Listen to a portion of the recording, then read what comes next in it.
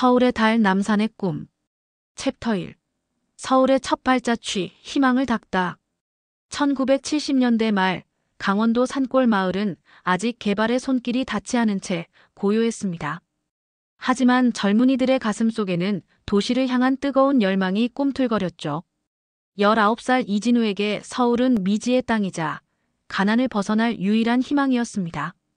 그는 고향을 등지고 무작정 서울행 기차에 몸을 실었습니다.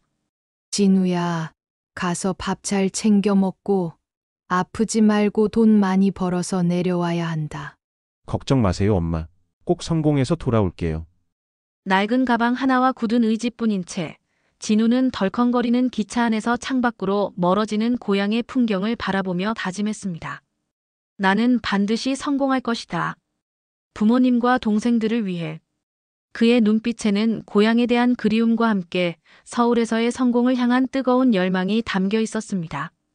서울역에 내린 진우는 거대한 도시의 낯선 풍경에 압도당했습니다. 높이 솟은 빌딩, 쉴 새 없이 오가는 자동차, 그리고 무표정한 사람들. 고향과는 너무나 다른 모습에 그는 잠시 주춤했지만 이내 마음을 다잡았습니다.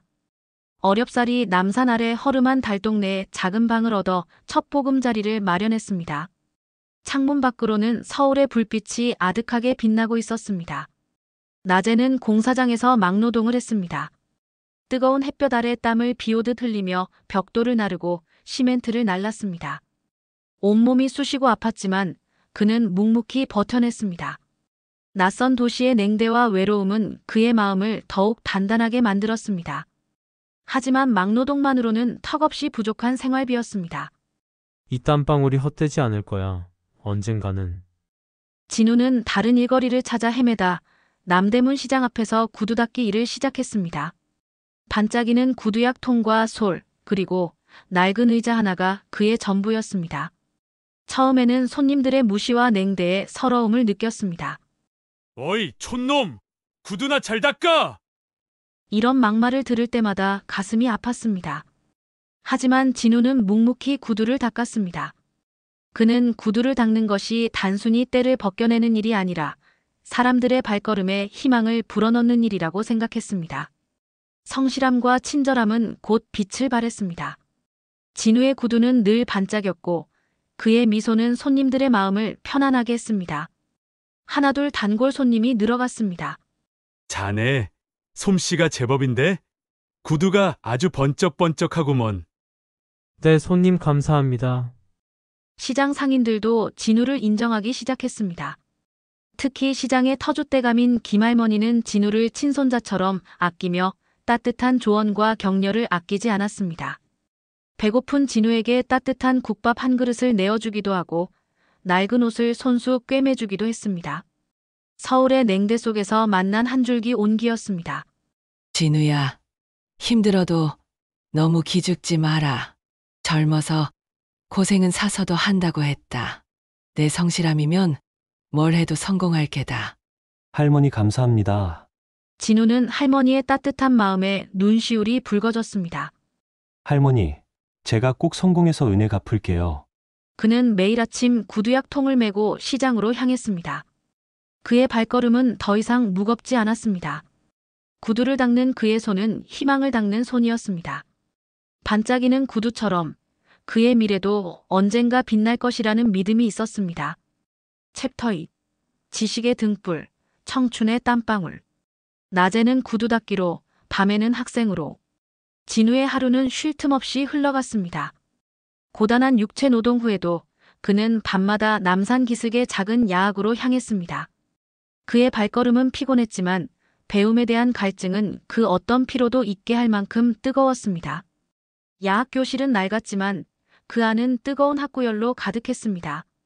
나이 지긋한 아저씨들, 어린 여공들, 그리고 진우처럼 서울로 상경한 청년들. 각자의 사연은 달랐지만 배움에 대한 열정은 모두 같았습니다. 그들은 서로에게 등불이 되어주며 꿈을 향해 나아갔습니다. 진우는 특히 야학 선생님인 박 선생의 가르침에 깊은 감명을 받았습니다. 박 선생은 단순히 지식을 전달하는 것을 넘어 학생들에게 꿈과 희망을 심어주었습니다. 여러분, 배우는 것은 단순히 시험을 잘 보기 위함이 아닙니다. 배우는 것은 세상을 이해하고 더 큰 꿈을 꾸게 하는 힘입니다. 여러분 안에는 무한한 가능성이 숨어 있습니다. 박 선생의 말은 진우의 가슴을 울렸습니다. 그는 더 큰 세상에 대한 꿈을 품게 되었습니다. 단순히 가난을 벗어나는 것을 넘어 지식을 통해 세상을 변화시키는 사람이 되고 싶다는 막연한 희망이 생겼습니다. 진우는 야학에서 만난 사람들과 함께 밤늦도록 공부하고 서로의 고민을 나누며 우정을 쌓았습니다. 박 선생님 말씀처럼 나도 언젠가 누군가에게 등불이 될 수 있을까? 남산 기슭의 작은 야학은 진우에게 단순한 학교가 아니었습니다. 그것은 지식의 갈증을 해소하는 셈이자 꿈을 키우는 요람이었습니다. 밤하늘의 별처럼 빛나는 야학의 등불은 진우의 앞길을 환하게 비춰주었고 그는 그 빛을 따라 한 걸음씩 나아가고 있었습니다. 마침내 진우는 검정고시에 합격했습니다. 야학에서 배운 지식은 그에게 새로운 기회를 열어주었습니다. 그는 남대문 시장 근처의 작은 봉제 공장에 취직했습니다. 구두 닦기와는 또 다른 고된 노동이 시작되었지만 진우는 불평 없이 묵묵히 자신의 일을 해냈습니다. 공장은 밤낮 없이 돌아갔습니다. 밤샘 작업은 기본이었고 열악한 환경 속에서 동료들은 기침을 달고 살았습니다. 이진우, 거기 원단 좀 빨리 가져와. 납기 맞춰야지. 네, 반장님. 금방 가져가겠습니다. 하지만 진우는 힘든 와중에도 기술을 배우는데 집중했습니다. 재봉틀을 다루는 법, 원단을 재단하는 법, 옷을 만드는 모든 과정을 눈여겨보았습니다. 이 기술이 언젠가 내게 큰 힘이 될 거야. 공장에는 진우처럼 꿈을 안고 서울로 온 젊은이들이 많았습니다. 그들은 고향을 떠나온 외로움과 고단함을 서로에게 털어놓으며 유대감을 쌓았습니다. 진우야, 너는 나중에 뭐 할 거냐? 나는 돈 많이 벌어서 고향에 집 지을 거다. 나는 언젠가 내 이름 걸고 가게를 하나 차리고 싶다. 그들은 뜨거운 청춘의 땀방울을 흘리며 꿈을 키웠습니다. 공장의 불빛은 밤하늘을 환하게 밝혔지만 그 불빛 아래 젊은이들의 청춘은 고스란히 녹아들고 있었습니다. 진우는 공장에서 노동의 가치와 함께 동료애와 희망을 배웠습니다. 밤늦게 퇴근하여 남산 아래 작은 방으로 돌아오면 진우는 창밖으로 보이는 남산타워의 불빛을 바라보았습니다. 언젠가 저 타워처럼 높이 솟아오를 자신의 미래를 꿈꾸며 그는 오늘도 고단한 몸을 뉘었습니다. 공장의 불빛은 그의 청춘을 태우고 있었지만 그 불빛은 동시에 그의 꿈을 향한 열정을 더욱 뜨겁게 달구고 있었습니다. 챕터 3. IMF의 그림자, 위기 속의 장인 정신. 진우는 봉제 공장에서 성실하게 일하며 기술을 익혔습니다. 미래에 대한 희망이 조금씩 커져가던 1997년 대한민국을 뒤흔든 거대한 그림자가 드리워졌습니다. 바로 IMF 외환 위기였습니다. 뉴스에서는 연일 기업들의 줄도산 소식이 이어졌고 거리에는 실업자들이 넘쳐났습니다. 공장은 하루아침에 문을 닫았습니다. 진우는 다시 실업자가 되어 절망에 빠졌습니다. 함께 일하던 동료들은 뿔뿔이 흩어졌고 시장에는 활기가 사라졌습니다. 진우는 멍하니 길거리를 헤매며 한숨만 내쉬었습니다. 이제 뭘 해야 하나? 모든 게 끝난 건가? 그의 마음속에는 막막함이 가득했습니다. 하지만 진우는 좌절하지 않았습니다. 그는 김할머니와 박 선생을 찾아갔습니다. 두 사람은 진우에게 따뜻한 위로와 함께 용기를 주었습니다. 진우야, 위기는 곧 기회라고 했다. 내가 가진 기술과 성실함이면 뭘 못하겠니? 김할머니의 말은 진우의 마음을 울렸습니다. 박 선생 역시 그를 격려했습니다. 맞아요. 진우 씨, 당신은 이미 많은 것을 배웠고 경험했습니다. 그 모든 것이 당신의 자산이 될 겁니다. 두 사람의 조언에 진우는 번뜩이는 아이디어를 떠올렸습니다. 과거 구두 닦기 시절의 경험과 공장에서 배운 봉제 기술을 접목할 수 있지 않을까? 그는 자신만의 작은 구두 수선 가게를 열기로 결심했습니다. 버려질 뻔한 낡은 구두를 다시 살려내는 일, 그것이 바로 그가 할 수 있는 일이었습니다. 그래, 내가 할 수 있는 게 있어. 구두 수선 가게를 열자. 김할머니는 시장 한 구석에 작은 공간을 내어주었고 박 선생은 진우에게 필요한 도구들을 마련하는 데 도움을 주었습니다. 진우는 낡은 간판에 진우구두 수선이라는 글씨를 직접 써서 내걸었습니다. IMF의 그림자가 드리운 암울한 시기, 진우는 위기 속에서 새로운 희망을 찾아 나섰습니다. 작고 허름한 가게였지만 진우의 눈빛은 그 어느 때보다 빛나고 있었습니다. 그는 다시 한번 자신의 손으로 희망을 만들어가기 시작했습니다. 처음에는 손님들의 발길이 뜸했습니다. 사람들은 낡은 구두를 수선하기보다 새 구두를 사는 것에 익숙했기 때문입니다. 하지만 진우는 포기하지 않았습니다. 그는 단순히 구두를 고치는 것을 넘어 고객의 발에 맞는 편안함과 디자인까지 고려한 맞춤 수선을 제공했습니다. 낡은 구두에 가죽을 새로 입히고 닳아버린 굽을 정교하게 갈아냈습니다. 버려질 뻔한 구두가 진우의 손을 거치면 마치 새 것처럼, 아니, 새 것보다 더 편안하고 아름다운 명품으로 재탄생했습니다. 그의 기술과 정성은 입소문을 타기 시작했습니다. 진우 구두 수선에 가면 낡은 구두도 명품이 된다더라. 는 소문이 시장을 넘어 서울 전역으로 퍼져나갔습니다. 손님들은 진우를 구두장인이라 부르며 극찬했습니다. 가게는 날마다 문전성시를 이루었고 진우는 어엿한 사업가로 성장했습니다. 그의 가게는 단순한 구두 수선 가게가 아니었습니다. 그것은 희망을 수선하고 추억을 복원하며 사람들의 삶에 새로운 활력을 불어넣는 공간이었습니다. 서울의 달은 여전히 차가웠지만 진우의 작은 가게 안에는 뜨거운 열정이 가득했습니다. 챕터 4. 남산의 꿈, 영원한 아버지의 유산. 진우의 구두 수선 가게는 서울에서 가장 유명한 명소 중 하나가 되었습니다. 그는 어엿한 사업가로 성공했고 이제는 더 이상 남산 아래 달동네의 허름한 방에 살지 않았습니다.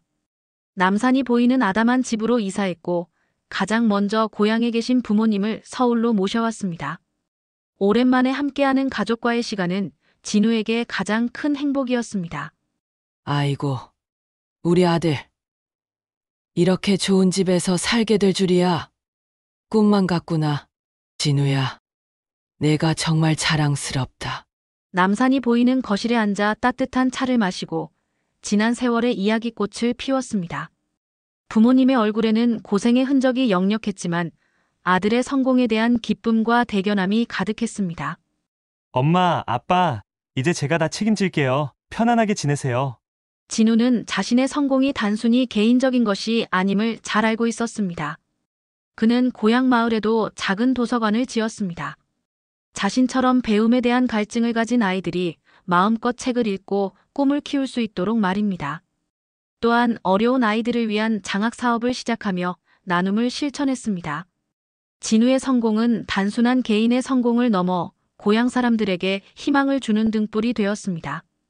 그는 자신의 경험을 통해 노력하면 꿈은 이루어진다는 것을 보여주었습니다. 남산 아래에서 시작된 그의 꿈은 이제 고향 마을까지 품에 안고 있었습니다. 서울의 달은 오늘도 남산을 비추고 그 아래 진우의 집에는 따뜻한 가족의 온기가 가득했습니다. 그의 꿈은 더 이상 혼자만의 꿈이 아니었습니다. 그것은 고향과 가족 그리고 이웃과 함께 나누는 아름다운 꿈이었습니다. 시간은 흘러 진우는 백발의 노인이 되었습니다. 그의 얼굴에는 세월의 흔적이 깊게 새겨졌지만 눈빛은 여전히 젊은 시절의 열정으로 빛나고 있었습니다. 그의 구두 수선 가게는 아들 민준에게 대를 이어 물려주었습니다. 진우는 이제 가게를 아들에게 맡기고 자신은 남산 아래 작은 공원에서 시간을 보냈습니다. 그는 벤치에 앉아 젊은이들에게 삶의 지혜를 들려주는 멘토가 되었습니다. 그의 이야기는 격변의 시대를 살아온 아버지들의 땀과 희생이 결코 헛되지 않았음을 보여주었습니다. 젊은 친구들, 힘들어도 포기하지 마라. 인생은 마라톤과 같아서 쉬지 않고 꾸준히 가면 언젠가 결승선에 도착하게 되어 있다. 그의 말 한마디 한마디에는 고단했던 서울살이의 추억과 역경을 이겨낸 강인함, 그리고 삶에 대한 깊은 통찰이 담겨 있었습니다. 젊은이들은 그의 이야기에 귀 기울이며 용기와 희망을 얻었습니다. 서울의 달은 여전히 남산을 비추고 그 아래 진우의 꿈과 아버지의 유산은 영원히 빛나고 있었습니다. 이진우의 삶은 단순한 개인의 성공 스토리가 아니었습니다. 그것은 대한민국 근대화의 역사를 온몸으로 겪어내며 가족과 고향, 그리고 조국을 위해 헌신했던 우리네 아버지들의 자화상이었습니다. 남산의 꿈은 그렇게 서울의 달 아래 영원히 빛나는 유산으로 남았습니다.